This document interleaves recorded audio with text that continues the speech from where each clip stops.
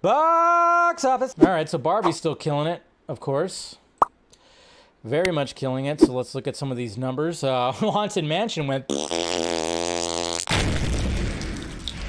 Another bomb for Disney. Aww. I don't think anybody... Who the fuck... Okay, Haunted Mansion, you released that in October?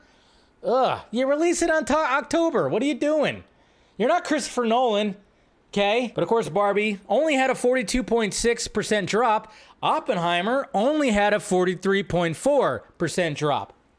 You gotta love that. So small drops. Take two small drops in both your pupils. Now, Barbie is sitting pretty. Look at that, 780.7 million. What? That is insane. This movie cannot be stopped. This movie's going to go well past $1 billion, it looks like. 429.3 international, 351.4 domestic. Almost, you got 45% to 55%. This movie cannot be stopped. Oppenheimer, sitting at 405.6, which is great. R-rated movie, 3 hours. That makes you feel, crazy.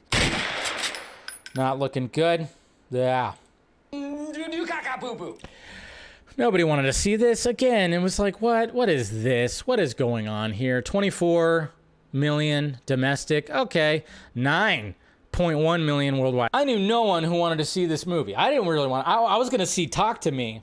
But then my dad, he was in town, and he was like, hey, let's meet at Outback. And I went, okay. And met up with him and my brother. We had a nice dinner. You know, beers and ribeyes, you know? It was great. But I was planning on seeing Talk to Me, the movie that everybody should go see, which if, let me look at that box office real quick. Made 10.4 million, but you got to realize this budget, it was probably a fraction of what Haunted Mansion was. So it's at 10.4. Something interesting happened, though. So we have a little awkward thing right here, and I appreciate Luis Fernando, who, if you're not following him, do so. Luis Fernando, he handles all the box office stuff, cinema scores, all the scores. He's always posting very detailed box office reporting and everything, and it's great. He's always breaking it down, usually every day. He's a great dude.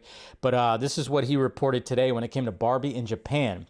Barbie might have got into trouble in Japan after official Barbie US social media account reacted to and interacted with Barbenheimer content on Twitter. Outrage took over social media in Japan, where many locals were calling for a boycott.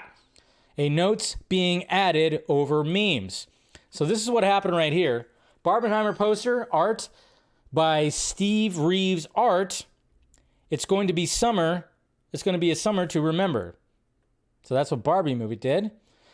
And then when it came to this, because of Twitter and Twitter notes or whatever the hell, I forgot what they call that, but it says at 8:15 a.m. on August 6, 1945, obviously talking about the Hiroshima bomb that got dropped. There was that, and then continuing right here, it says, things went so bad with both Warner Brothers and Barbie Japanese teams had to come out with a statement throwing their American counterparts under the bus, explaining that Barbenheimer event in the West, affirming that it's not official and regretted the U.S. team's mistake. So they had to put out, the Japanese Warner Brothers had to put out that.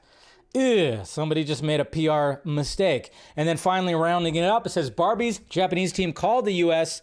reaction to Barbenheimer memes extremely regrettable without consideration and asked Warner Brothers US to take appropriate action. They apologized for what was called series of inconsiderable reactions. Even so, anger just seems to have increased. Warner Brothers can't catch a break. Warner Brothers can't catch a break. They have a hit movie that is going to sail past $1 billion, and then this happens. It's at almost 800 million in its second weekend. It had a 42.3% drop, and then somebody decides to cheese up the whole journey. He goes, yeah, you remember what happened, right?